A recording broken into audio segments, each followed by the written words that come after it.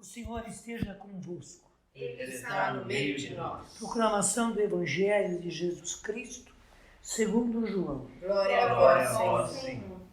Naquele tempo, Jesus apareceu de novo aos apóstolos à beira do mar da Galileia. A aparição foi assim. Estavam juntos Simão Pedro, Tomé, chamado Dídimo, Natanael de Caná da Galileia, os filhos de Zebedeu e outros discípulos de Jesus. Simão Pedro disse a eles: eu vou pescar. Eles disseram: também vamos contigo. Saíram e entraram na barca, mas não pescaram nada naquela noite. Já tinha amanhecido e Jesus estava de pé na margem, mas os discípulos não sabiam que era Jesus. Então Jesus disse: moços, tendes alguma coisa para comer? Responderam: não.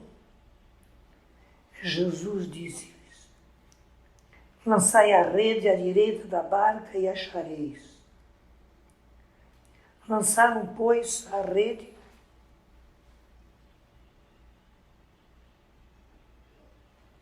e não conseguiam puxá-la para fora por causa da quantidade de peixes. Então, o discípulo a quem Jesus amava disse a Pedro: é o Senhor. Simão Pedro,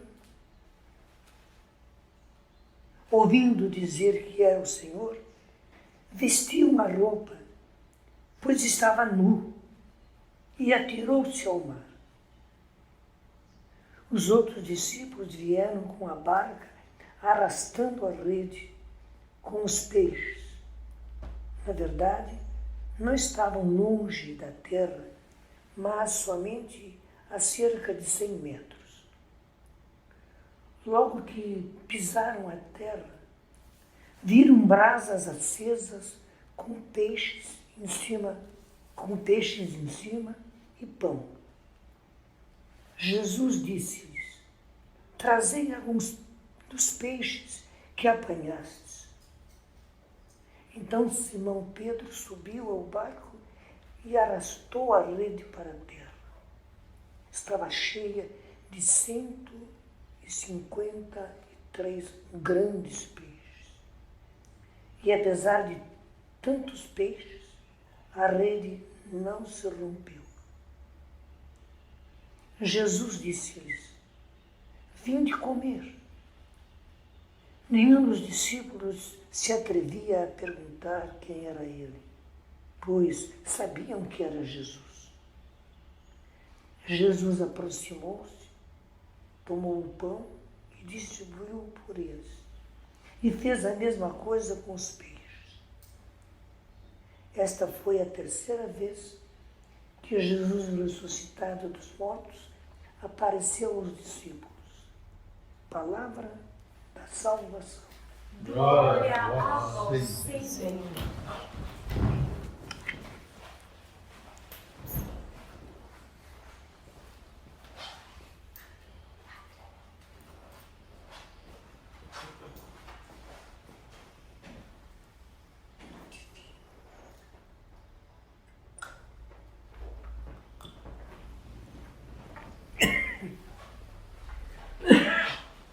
As duas leituras de hoje são muito lindas. A primeira, eles tinham curado aquele aleijado e o próprio aleijado entrou no templo à frente e todos estavam admirados com aquilo. Mas nisso chegaram os sacerdotes, que eles estavam no templo, e rapidamente passaram a notícia para os outros. Daí, sacerdotes, fariseus,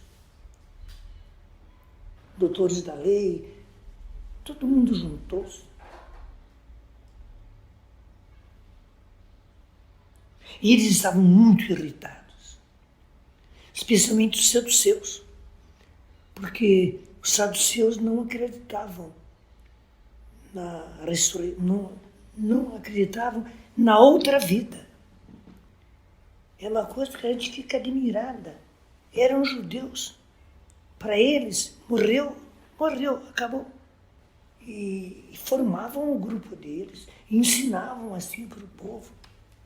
Então também os saduceus estavam lá. Eles eram inimigos uns dos outros, mas na hora, quando é contra alguém, os dois estão reunidos. E especialmente os saduceus estavam muito irritados, porque Pedro pregava a ressurreição. E pregando a ressurreição de Jesus, ele pregava a ressurreição. O que fizeram? Uma coisa covarde. Prenderam Pedro e João. Já era ao anoitecer. E eles passaram a noite inteira na cadeia, sem nada. Sem nada. Sem refeição, sem nada. No dia seguinte, aí sim, estavam os grandes deles, os grandes de Jerusalém, para escutar e para se opor aos dois apóstolos. Estavam com as coisas na ponta da língua para se opor a eles. E se interrogavam assim: com que poder e em nome de quem vós fizestes esse milagre? Pedro aproveitou, né? Cheio do Espírito Santo, isso já está depois de Pentecostes. Pedro disse: hoje estamos aqui sendo interrogados pelo fato de levarmos a cura a um homem. Mas é preciso que saibais, não fomos nós. Quem curou esse homem? Quem o pôs em pé? E vós o conhecieis diariamente na porta do templo. Foi Jesus Cristo de Nazaré. E agora ele aproveitou. Aquele que vós crucificastes, mas que Deus ressuscitou dos mortos. Era outro Pedro, que primeiro fugiu do outro das oliveiras, depois negou Jesus 3 vezes. Mas agora ele fala com toda a força. Depois de Pentecostes, é outra pessoa. E o que vem de importante, e sempre me impacta esse finalzinho do Evangelho: em nenhum outro há salvação, pois não existe debaixo do céu outro nome dado aos homens pelo qual possamos ser salvos. Isso derruba todas as ideologias. Todas as ideologias. A gente respeita os que têm outras religiões, mas o Evangelho é claro: em nenhum outro há salvação, pois não existe debaixo do céu outro nome dado aos homens pelo qual possamos ser salvos. Quem nos salva é Jesus. Quem nos salva é Jesus. E as pessoas precisam saber disso. É por isso que a Canção Nova existe, para anunciar isso. É por isso que Deus nos deu todos esses meios de comunicação. Não é porque nós somos bonitos para aparecer diante das câmeras, não é porque nós temos dinheiro e vamos aos Estados Unidos para ver aparelhagem e trazer depois para o Brasil. Não. Todos esses são meios que Deus nos deu porque Ele queria que nós chegássemos longe. Porque não há nenhum outro nome dado aos homens pelo qual possamos ser salvos, a não ser o nome de Jesus. O nome de Jesus. Vocês sabem que nome para o judeu era muito mais do que a palavra nome. Trazia a pessoa, as características da pessoa, daquilo que a pessoa fazia. Né? Tudo isso para eles era o nome. O Evangelho, como eu disse, também é muito lindo. Os apóstolos estavam desanimados, porque não viram mais Jesus. Ele desapareceu. Apareceu para eles no cenáculo, mas depois sumiu. Daí Pedro toma a frente. O que é que vamos fazer? Eu vou pescar. Quer dizer, vou pescar? Não é que eu vou dar uma pescadinha agora com o rei. Não, eles estavam voltando para a antiga profissão. Sem Jesus eles não eram nada. E não tinham destino mais do que fazer. Então, eu vou pescar. Aí 4, 5, 6 deles disseram, nós vamos também. Só que Jesus fez de propósito, né? Só deram varada na água. Não pescaram nenhum peixe a noite inteira. A noite inteira. E certo, se eles tinham o propósito de voltar à antiga profissão, eles conheciam também o tempo. E sabiam quando era o tempo bom ou o tempo não bom para pescar. Só que, por virtude divina, não pescaram nada.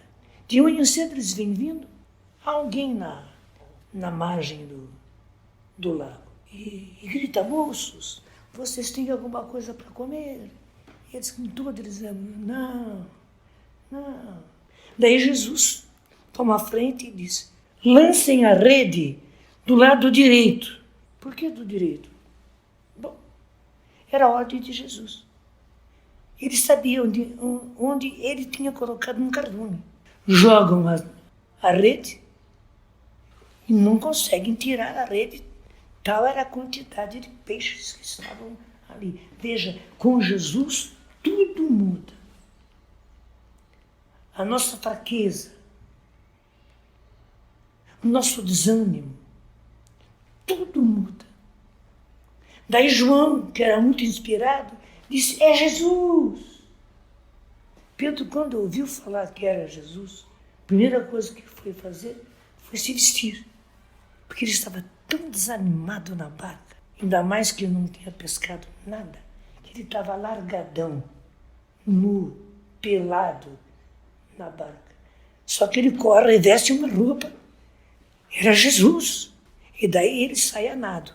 Bom pescador, sai a nado. Quando os outros chegam, já havia ali o carinho de Jesus. Pão quentinho, peixes já fritos na pedra, e o peixe frito na pedra é totalmente diferente, é muito mais gostoso. Era o carinho de Jesus. E ele disse a eles, peguem mais alguns dos peixes que vocês pescaram. Quer dizer, aí entra Jesus mostrando que ele não queria ser sozinho. Ele quer que eles tragam um deles. E eles foram. Aí Pedro está valente, né? Pega e ele sozinho, o que ninguém conseguia puxar, Pedro puxa a rede, né? Com 153 grandes peixes. Era muito peixe e era muito pesado. Interessante que eles dizem, que o Evangelho de São João diz, nenhum dos discípulos teve a coragem de perguntar quem ele era, porque eles sabiam que era Jesus, só que estavam com tanta vergonha por ter voltado à antiga profissão que ninguém punha a cara para encarar Jesus. E nem mesmo perguntar, o Senhor é o Senhor? Não tiveram esta coragem. E aí vem algo lindo. Jesus aproximou-se, tomou o pão e distribuiu por eles. Ele distribuiu por eles. E fez a mesma coisa com o peixe, com os peixes. E disse, essa foi a terceira vez que Jesus apareceu a eles depois da sua ressurreição. Não desanimemos, de jeito nenhum. Os apóstolos tiveram essa fraqueza de voltar à antiga profissão. Deixa eu dizer uma coisa muito íntima. Com todas as pessoas que saem e deixam a Canção Nova, eu me faço uma interrogação. Essa pessoa tinha ou não tinha vocação? Várias vezes a pessoa não tinha. Ficou um tempo, como eu disse naquele documento que eu fiz, é por um tempo para essa pessoa.